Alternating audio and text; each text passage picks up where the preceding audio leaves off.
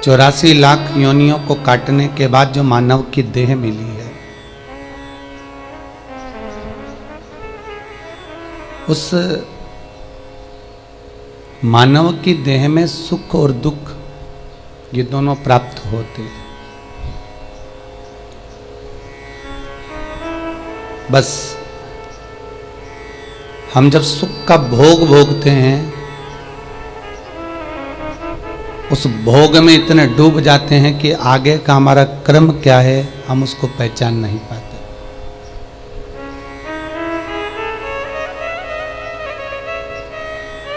हमारा सुख भले वो 20 साल का हो, 50 साल का सुख हो, 40 साल का, 30 साल का सुख हो, जो हमने सुख भोगा उसका कोई समय हमें ज्ञात नहीं होता।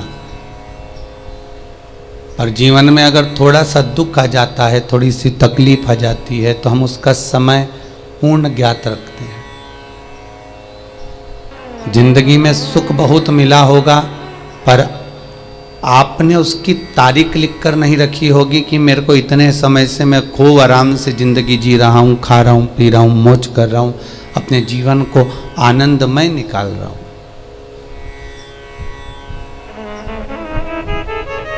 अपनी जिंदगी को मैं सुखमय जी रहा हूँ। पर जीवन में जैसे ही थोड़ा सा दुख आता है, जीवन में जैसे ही थोड़ी सी तकलीफ आती है, तो हम वो दुख का जो समय है, घड़ी है, पल है, उसको ज्ञात कर लेते हैं।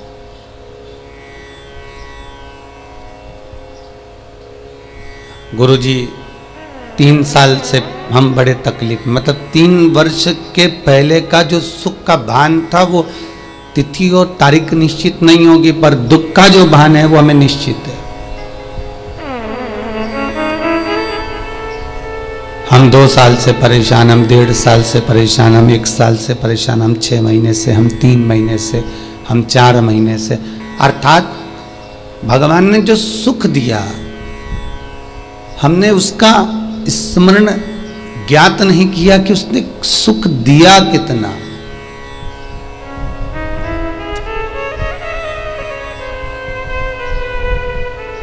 पर उसने जो दुख दिया, उसने जो तकलीफ दी, हमारे कर्मों के अनुसार हमको भोगने के लिए मृत्यु लोक में जो भेजा है, जब वो मिलना प्रारंभ हुआ तो वो घड़ी भले 2 साल का पीरियड हो, 2.5 साल का हो, 1.5 साल का हो, 1 साल का हो, वो हमें ज्ञात है।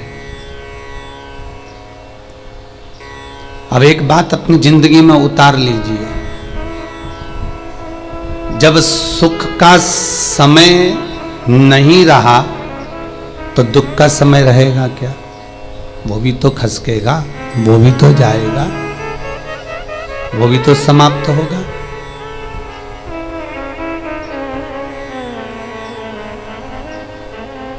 आज गल्ला मंडी से हमारी एक माता जी बहन जी आई हैं, कह रही थी गुरुजी बच्चे का संबंध करना है। अभी 2 सेकंड की बात उनसे हुई है। हमने कहा इतने उपाय बताए, आपने करा नहीं क्या? गुरुजी कर लिया, पहले तो संबंध नहीं आ रहे थे, अब उपाय करने के बाद संबंध आना चालू हो गए। तो विश्वास रखना, अगर संबंध आना प्रारंभ हो गए हैं तो ज़्यादा से ज़्यादा 3 महीना, 3.5 महीना, 4 महीना भगवान विवाह पक्का भी करा देगा।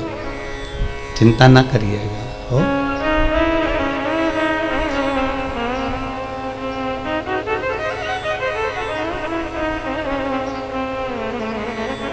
इस व्यासपीठ से जितने उपाय पुराणों के, स्कंद पुराण, लिंग पुराण, नर्मदा पुराण, शिव महापुराण, गरुण पुराण, जितने जितने उपाय इन पुराणों से यहाँ से लिए जाते हैं, जो बताए जाते हैं, उसका उपयोग यदि आपने करा तो आपको फल तो मिलेगा, ये पक्का है, घटने वाला नहीं।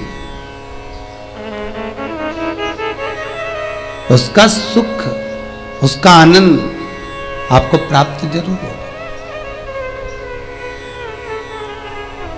तो जब सुख का समय हमारा मान लो नहीं रहा, तो फिर दुख का समय क्यों रहेगा?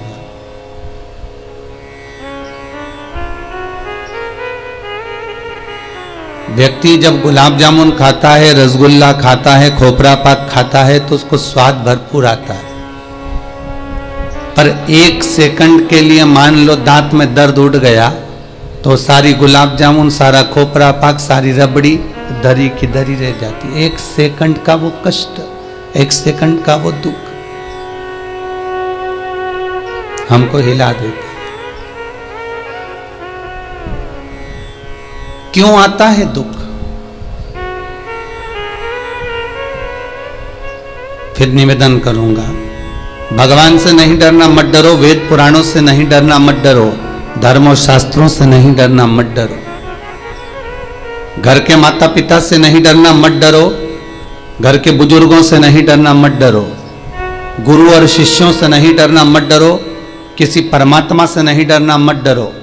पर शास्त्र कहता है अपने कर्मों से जरूर डरना, क्योंकि कर्म का भोग तो परमात्मा को भी भोगना पड़ता है। क्यों? दुख की घड़ी मनुष्य के जीवन में आती जरूर है। ऐसा कोई मानव इस पृथ्वी पर नहीं जन्मा जिसको दुख ना मिला।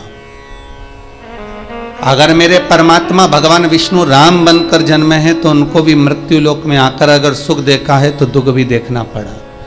अगर मेरे कृष्ण इस पृथ्वी पर प्रगटे हैं, जन्म लिया है, तो अगर उन्होंने सुख देखा है तो दुख भी झेलना पड़ा है।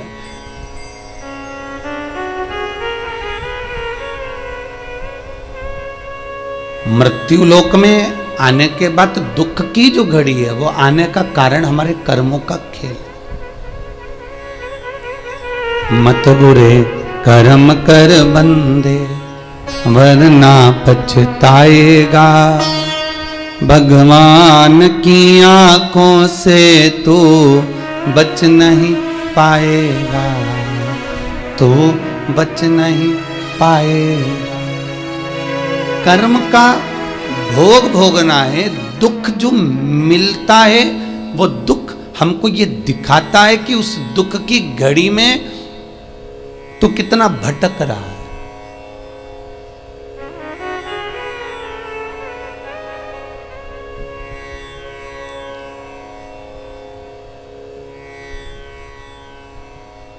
एक दुख की घड़ी में तो कितना भटक रहा है। तेरा कोई दुख आया तो तूने सबसे पहले जाकर परिवार वालों से कहा मुझे ये तकलीफ है, थोड़ा पैसे की जरूरत है, 1-2 लाख दो ना जरा। परिवार वालों ने नहीं दिया। कुटुंब कबीले के पास गया, उन्होंने नहीं दिया। रिश्तेदारों से कहा, उन्होंने नहीं दिया। दूसरों से कहा, नहीं दिया। दुख की घड़ी ये पहचान कराती है कि तेरे जीवन में कौन तेरा है। और अंत में वो दुख की घड़ी में ये भान हो जाता है, ये ज्ञात हो जाता है कि संसार सब मिथ्या, एक केवल परमात्मा ही हमारा साथी हो सकता है।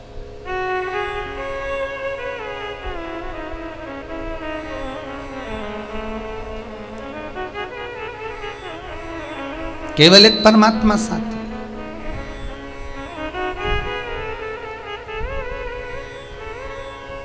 दुख की घड़ी में आपसे निवेदन है, अगर थोड़ा दुख भी आ जाए तो जिसका तुमने भजन करा है, जिसको 1 लोटा पानी चढ़ाया है, जिसको आपने बेलपत्र चढ़ाई है, जिसको शमी पत्र चढ़ाया है, जिसको आपने चंदन लगाया है, जिसको आपने पंचामृत स्नान कराया है, जिसको आपने भोग लगाया है, उससे एक बार दिल से जाकर कहना जरूर कि मेरी जिंदगी में मुझे तकलीफ बहुत आ गई। जिस ठाकुर का भजन करो, जिस राम का भजन करो, जिस कृष्ण का भजन करो, उससे जाकर विनती जरूर करना कि जीवन में मुझे ये दुख ने घेर।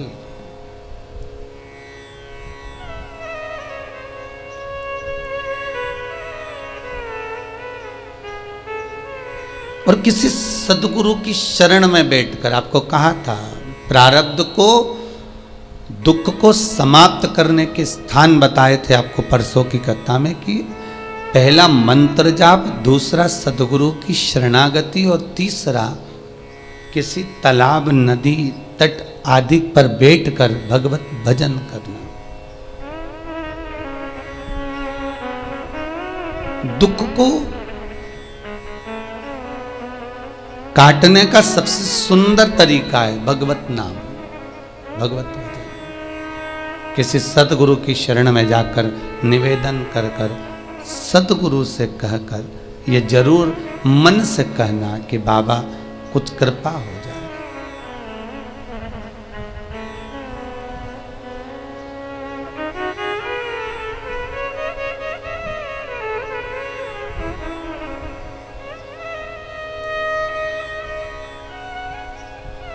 जीवन बड़ा विचित्र है। इस विचित्र मानव के शरीर में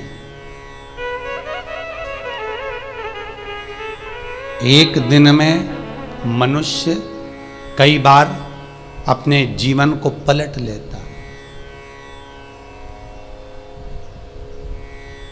कई बार इस मानव के शरीर में परमात्मा भी प्रवेश करता है तो दानव भी प्रवेश करता है।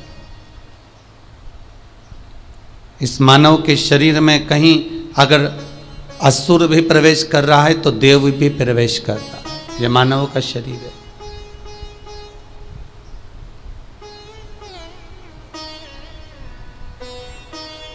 महाराज एक बार नंदी को देखकर लंकाधिपति रावण जो हंसा, उसमें नंदी का कुछ नहीं बिगड़ा है। अगर बिगड़ा तो केवल लंकाधिपति रावण का बिगड़ा कि तेरी जिंदगी नष्ट हो गई, तेरा पूरा वंश नष्ट हो गया उन बंदरों के एक साथ आक्रमण से। इसमें नंदी का कुछ नहीं बिगड़ा।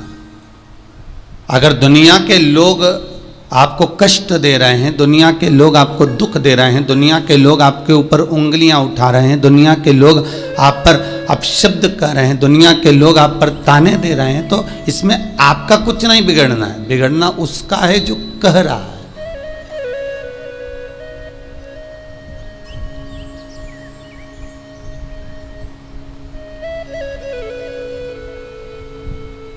नंदी शिव के पास गए और ये कोई साधारण से नंदी नहीं है महाराज। शिलाद मुनि के, शिलाद ब्राह्मण के तप साधना से जो शंकर प्रकट हुए थे, शंकर के प्रकट होने पर भगवान शंकर ने कहा था कि तुम ब्रह्मचारी होकर भी तुम्हारे घर में पुत्र होगा, और वो पुत्र कोई साधारण सा नहीं हुआ, स्वयं शंकर ही नंदी के रूप में प्रकट हुआ। स्वयं शंकर, स्वयं शिव। और शंकर जब नंदी के रूप में प्रकट हुए तो एक भ्रम उत्पन्न हो जाता है कभी कभी कि नंदी की तो अल्पायु थी। नंदी कल कथा में था कि अल्पायु है, और अल्पायु है तो शंकर तो अजर और अमर है, फिर ये नंदी को अल्पायु कैसे कर दिया? तो भगवान शिव कहते हैं कि भक्त की परीक्षा लेने के लिए भगवान कुछ ना कुछ ऐसा क्रम छोड़ देता है जिसके कारण भगवान का भगत मार्ग से डोल जाए।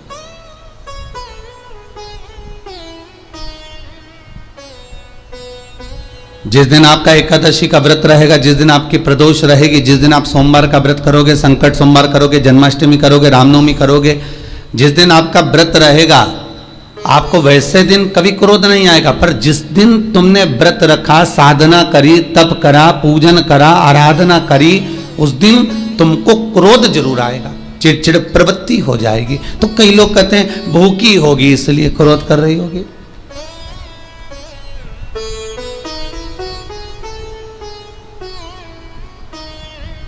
कई लोग कहते हैं कि भूख लग रही होगी इसलिए चिड़चिड़ प्रवृत्ति हो गई होगी। नहीं नहीं भाई, भूख से उसका कोई ताल्लुक नहीं है, क्योंकि रोज कोई जरूरी है कि वो इतना खाती हो कि नहीं खाती हो। कभी कभी तो दिन भर भूखी रह जाए तो भी क्रोध नहीं है। उसका कारण केवल इतना सा है कि उसका जो भजन का तेज पुंज है, उसके भजन का जो तप साधना है, वो इतनी प्रबल हो जाती है कि देवताओं को इंद्र को बोलना पड़ता है कि इंद्र इसने 16 सोमवार कर लिए, इंद्र इसने मंगलवार कर लिए, इंद्र इसने ये व्रत पूरे कर लिए, और अगर इसके व्रत ये पूरे हो जाएंगे तो वर देने के लिए जाना पड़ेगा।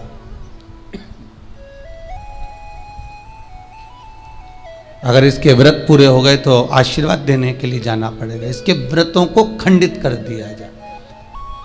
तो व्रत को खंडित करने का सबसे सुंदर तरीका देवताओं के पास है कि जिस दिन व्रत हो 2-3 व्रत अच्छे निकलते हैं और एक व्रत में इतना क्रोध आ जाता है कि सारा करा धरा पानी फिर जाता है। देवता क्रोध दिलाते हैं। फिर क्या करना? तो शास्त्र कहता है कि जिस दिन आपका व्रत है उस दिन एक काम जरूर करना कि भगवान का मंत्र जाप कर कर, भगवान का स्मरण कर कर, कटोरी में जल लेकर, पात्र में जो जल रखा हो, पूजन पाठ करते समय, स्मरण करते समय वो जल का पान अवश्य करिए।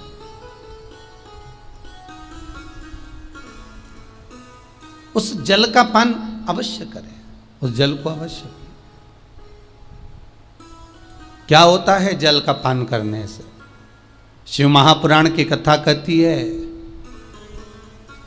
चाहे आप हनुमान चालीसा पढ़ें, चाहे आप राम रक्षा स्तोत्र पढ़ें, चाहे आप देवी कवच करें, चाहे आपकी मर्जी पड़े, जो पाठ पूजन करें, बस एक निवेदन है, पूजन पाठ करते समय एक कटोरी में, तांबे के कलश में, एक गिलास में जल अपने नज़दीक में जरूर रखें।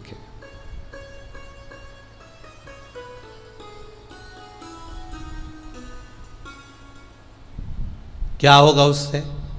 आप जितना पाठ करेंगे, आप जितना पूजन कर रहे हैं, आप जितनी आराधना कर रहे हैं, आप जितनी साधना कर रहे हैं, आप जितना तप कर रहे हैं, आप जितना हनुमान चालीसा, दुर्गा चालीसा, राम रक्षा स्तोत्र, यमुना अष्टक, गोवर्धन चालीसा, जो भी आप जप रहे हैं, जो भी आप सर्वोत्तम जी का पाठ करें, आप जिस भी पाठ को कर रहे हैं, उस पाठ को करते समय अगर जल तुम्हारे पास में रखा हुआ है तो तुमने जब पाठ किया तो उसका जो तात्विक अंश है वो जल के अंदर जाएगा, और वो जल जब हम ग्रहण करेंगे तो हमारा जीवन आनंदित हो जाए। पहले के संतों को उठाकर देखिए, पहले के साधुओं को उठाकर देखिए, पहले के तपस्वियों को उठाकर देखिए।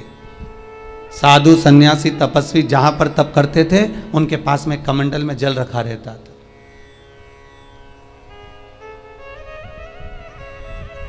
उनके कमंडल में जल होता था। उन्होंने कमंडल में से जल लिया, श्राप दे दिया, उन्होंने कमंडल में से जल लिया, आशीर्वाद दे दिया। तो कई शास्त्र, कई विद्वान कहते हैं कि उस सन्यासी का तप बल इतना प्रबल था कि उसके मुख से जो निकलता था वो हो जाता था।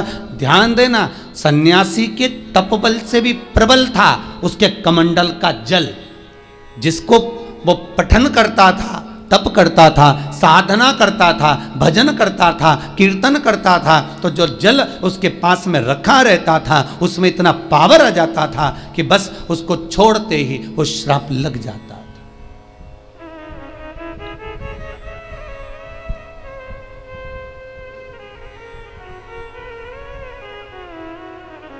किसी मंदिर में जाए, किसी देवालय में जाए, किसी तीर्थ में जाए, उस मंदिर का जल, तीर्थ, उस मंदिर का कुंड का आनंद भाव लिया जाए। भाई, भारत की भूमि पर जितने मंदिर हैं, भारत की भूमि पर जितने तीर्थ हैं, सारी नदियाँ, कुंड, तालाब, छोटे छोटे सरोवर, बावड़ियाँ, ये सब मंदिर के पास में ही क्यों बनवाए गए? ये कुंड, ये बावड़ियाँ, ये तालाब, ये सरोवर, ये कुएं, ये सब मंदिर के करीब में, तीर्थ के करीब में क्यों बनाए गए? उसका कारण केवल इतना है। और क्यों इतने पवित्र होते हैं? क्योंकि वहाँ भजन करने वाला, वहाँ साधना करने वाला, वहाँ स्मरण करने वाला, वहाँ कीर्तन करने वाला, वहाँ मंत्र जाप करने वाला, वहाँ नाम जाप करने वाला जब जप करता है, साधना करता है, पाठ करता है, तो उसका तेज पुंज उस जल में चला जाता है। उस जल का पावर इतना प्रबल होता है कि जीव अपने आप कल्याण हो जाता है, मात्र स्नान से, मात्र पूजन से, मात्र तर्पण से, मात्र आचमन से।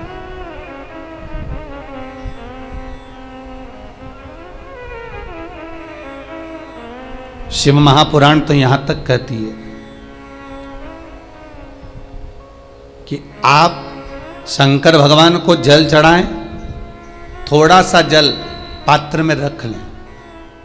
जहां पूजन कर रहे हैं, जब थाली से पूजन, पहले सबसे पहले तो जल ही चढ़ाओगे ना, जल चढ़ाने के बाद उस पात्र को रख लें, थोड़ा सा पानी उसमें बचा लें, 2-4 बूंद, 8 बूंद, 15 बूंद, 20 बूंद, 1 चुल्लू, थोड़ा सा। भगवान शिव की आराधना करी, आपने दिया बत्ती करा, पूजन करा, आराधना करी, मंत्र जाप करा, घंटी का नाद करा, और भी लोग आए, उन्होंने भी भगवान का नाम लिया। जब घर की ओर प्रवेश करें, पूजन की थाली जब लेकर चलें, तो जो कलश में जल हो उसका आचमन कर लें या अपने ऊपर छीट लें, उससे सुख का अनुभव होता।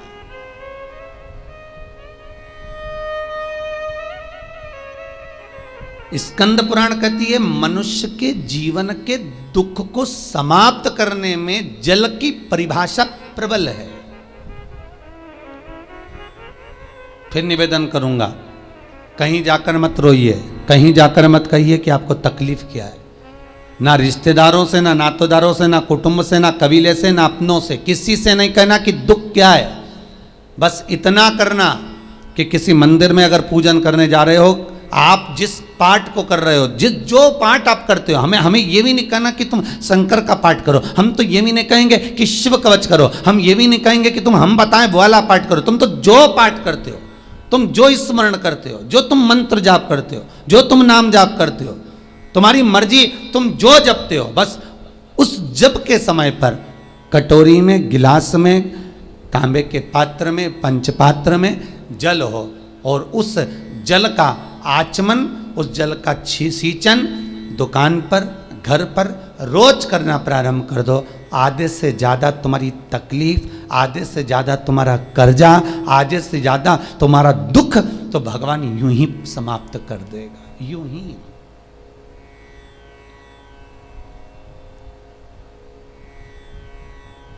हम जल कौन सा सींचते हैं भगवान, अपनी दुकान पर पानी कौन सा छोड़ते हैं, अपने घर पर जल कौन सा सींचते हैं। जब मटके में से भर कर लिया है, कुंड में से भर कर लिया है, आपने घर में नल में से भर कर लिया है, और वो पानी लाने के बाद में अपन सब दूर छीट दिया। अपन वो वाला पानी कभी नहीं छीटते जो रखा है, जो आराधना के लिए रखा है, साधना के लिए रखा है, जो भगवत स्मरण के लिए रखा है, हमने वो नहीं छीटा। हम तो भर कर लाए और छीट दिया। अरे भाई, बहुत दुख है, बहुत तकलीफ है, बहुत कष्ट है, कहीं मत भटको। जिससे तुम्हारी अच्छी पटे उसका स्मरण कर कर, उसका भजन कर कर, उसका कीर्तन कर कर, उसका नाम जाप कर कर। हम तो ये भी कहते हैं कि तुम जो भजन कर सकते हो, तुम जो स्मरण कर सकते हो, तुम्हारी चित्तवृत्ति में जो आता हो तुम वो करना। हम भी बताएं तो भी मत करना। तुम्हें अच्छा लगे तो करो, नहीं लगे तो तुम जो कर रहे हो बहुत अच्छा करो, तुम उसको जप।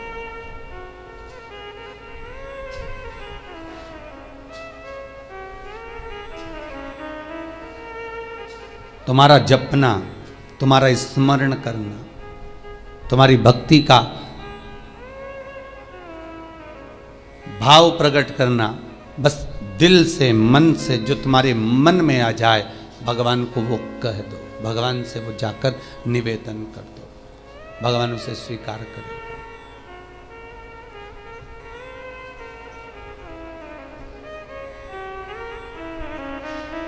तीन, मृदा।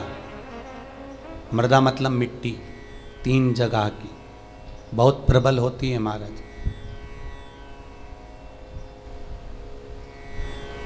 सांब पुराण के अंतर्गत वर्णन किया है इसका।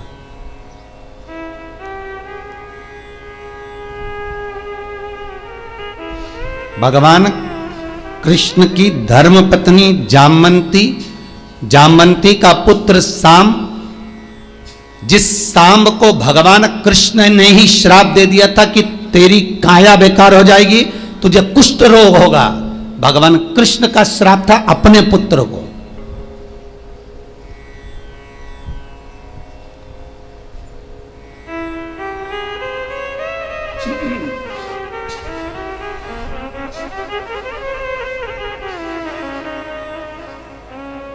भगवान कृष्ण ने स्वयं अपने पुत्र को श्राप दे दिया था, सांब को, सांब पुराण में वर्णन। और भगवान कृष्ण के पुत्र जामंती के पुत्र सांब ने फिर सूर्य की आराधना करी थी, सूर्य का स्मरण करा था।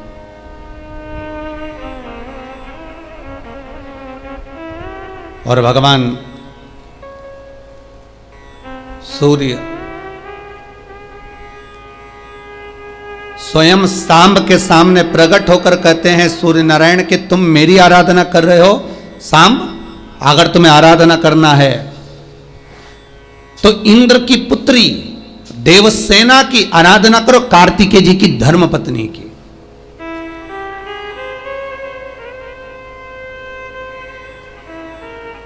ये उत्तर भारत के जो लोग हैं ये पूजन करते हैं दीपावली के बाद में छठ की पूजा, छठी। बिहार साइड में, यूपी साइड में, इधर सबसे ज्यादा पूजन होती है छठ की। कौन सी माता है ये छठ? है कौन सी माता छठ? जितने लोग पूजन कर रहे हैं उनको भी ज्ञात नहीं है कि ये छठ की पूजन होती क्यों है, ये माता है कौन सी। ये छठ माता कोई दूसरी नहीं है, कार्तिकेय जी की धर्म पत्नी देवसेना है जिसकी पूजन होती है छठी के रूप में। उगता सूरज और डूबता सूरज का अर्घ होता है। सबसे पहली छठ पूजन किसने करी थी? भगवान कृष्ण के पुत्र सांब ने करी थी, सांब पुराण कहती है सबसे पहली छठ पूजन।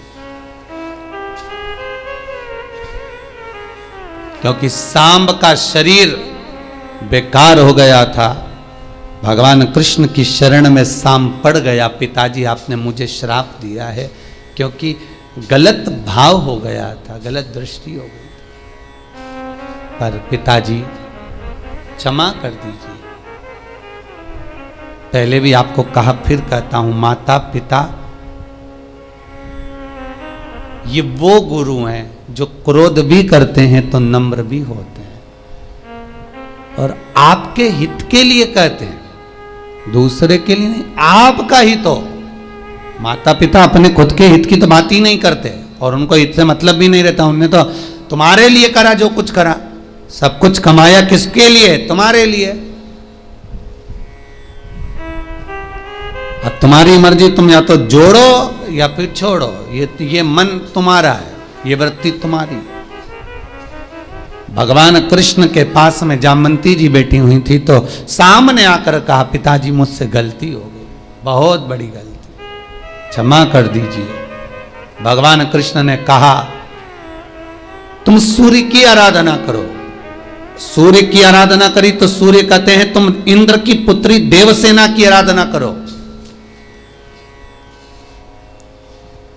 और कार्तिकेय जी महाराज की धर्म पत्नी देवसेना की जब आराधना सांब ने करना प्रारंभ करी, सूर्य को उगते को और डूबते को जब नमन करना प्रारंभ करा, अर्घ देना प्रारंभ करा, जल में खड़े होकर सांब तप साधना में डूबा रहता, सूर्य का स्मरण करता, देवसेना का स्मरण करता, तो देवसेना वहां प्रकट हुई।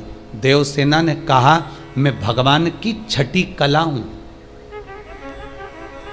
मैं भगवान देवताओं की छठी कला हूं, इसलिए जगत में मैं छठी के नाम से पूजी जाऊंगी।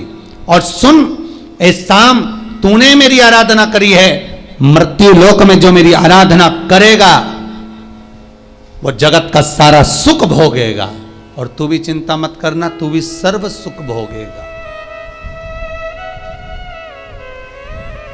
सर्व सुख।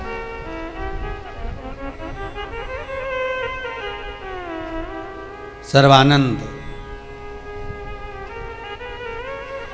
तो यहां